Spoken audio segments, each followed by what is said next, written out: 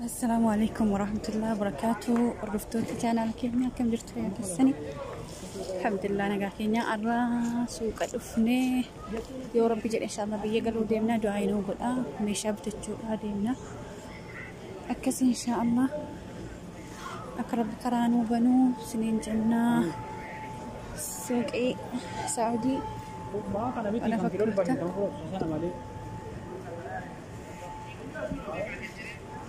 لا كم كيلو جات تركي قدام بالشنو كم هذا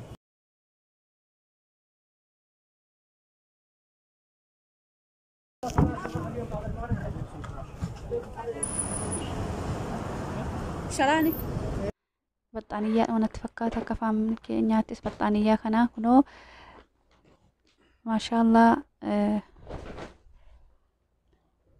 كيلو سديتي لا بطانية كون كيلو سديتي كيلو سديت بري إبا فريالة إبا في قداميشاني كسمس كنو كم براس نجرا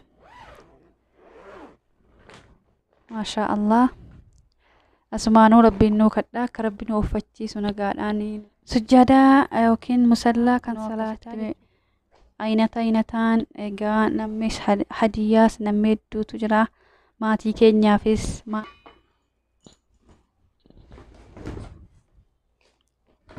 كفام بيا خناتا أفضل كونس نياتا إنك سنياتا أو إنك أبني سنة أكون نياتا بكتي أقول عندي سوية شورا ما قروا دچاسين كابيجراني بوتو سده كنا ديبونا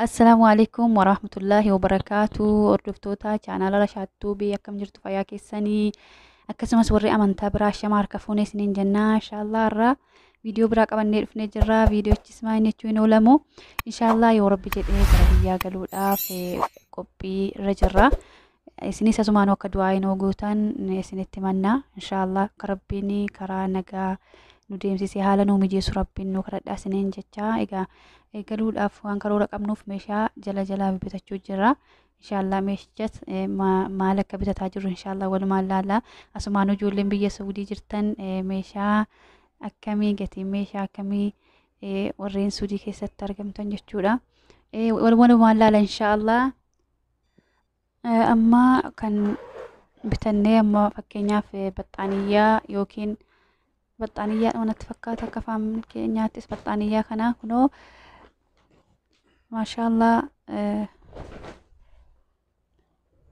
كيلو سديتي لا بطانية كون كيلو سديتي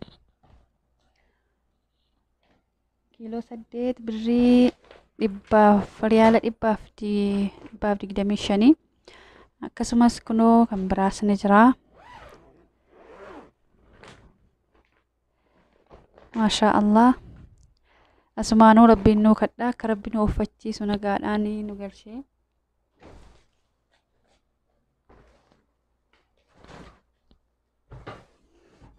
سجادة وكين مسلا كان صلاة جتشودا كنو كستي أينتان إيجا نمش هدياس نمدو تجرا ماتي كينيا فيس ماتي رشادي فيس أكستي هدياس ببني إن شاء الله إيجا جريني سودي قالوا ميجرا والله واحد وفني بايك قالوا ميجرا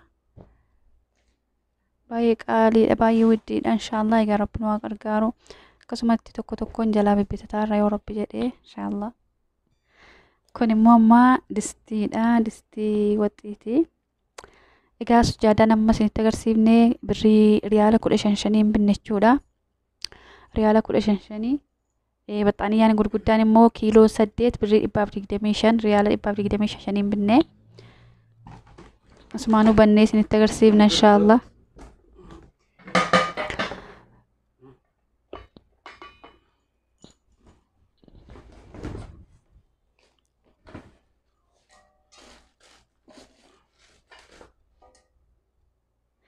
ما شاء الله كن قدر دكت أما يعني دستي ساعتي يعني فون وطي بشيسو سنة إيجان سا كيلو إن كل لتري دقدميش لتري دقدما بتنينوتي Hundi isaa olleetirii 15 ni jira 18 ni jira garuu gatiin isaas wal caala akkasitti nuti isa kana birrii 200 wayiin binnee leetirii 20 jechuudha. Keenya alhamdulillah maatiin keenya waan nama danuu ta'aniif alhamdulillah. Amma kun immoo hafadhaa jedhama. Akka afaan biyya kanaatti hafadhaadha. Kunis nyaata isa nyaata hin qabbaneessinedha. Kun nyaata hin qabbaneessu xagumiidha. Xagumii isaa bitannee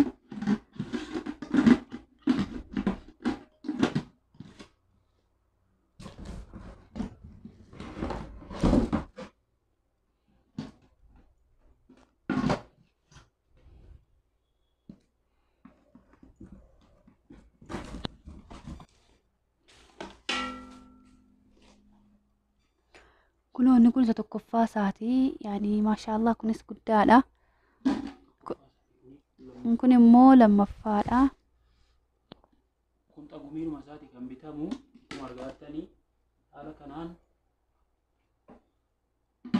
kanaan kan bitamudha jechaadha. Haala kanaan kun hundi isaa bakkatti birrii isaa meeqa kun jettan ta'e riyaala 150 jechuudha. Gaazexaan kuni akkuma argattan akkuma inni jedhee kana abbaa sadansaa birrii 150 riyaala 150 binnee akkasiin isiniin jennaa hordoftoota keenya.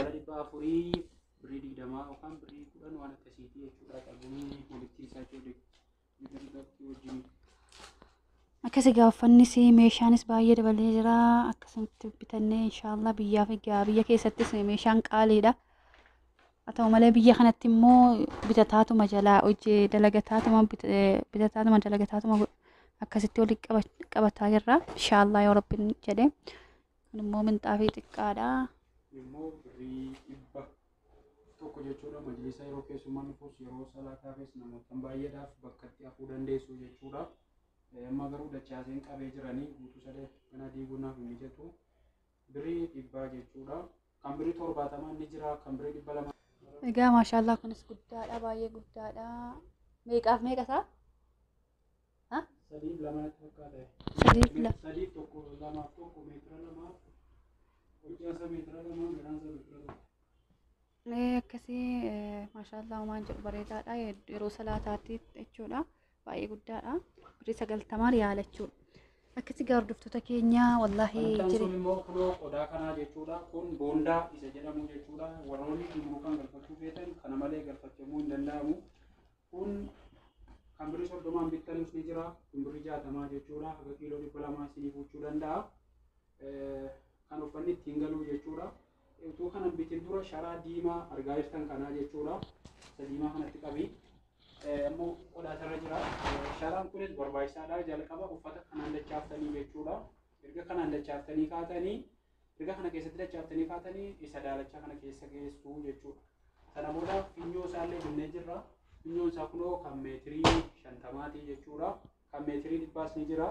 Gatii isaa immoo inni kun birrii 35 jechuudha. Garuu birrii 30 nuu kenna namichi finyoo jechuudha. Meetirii 50 jechuudha kuni.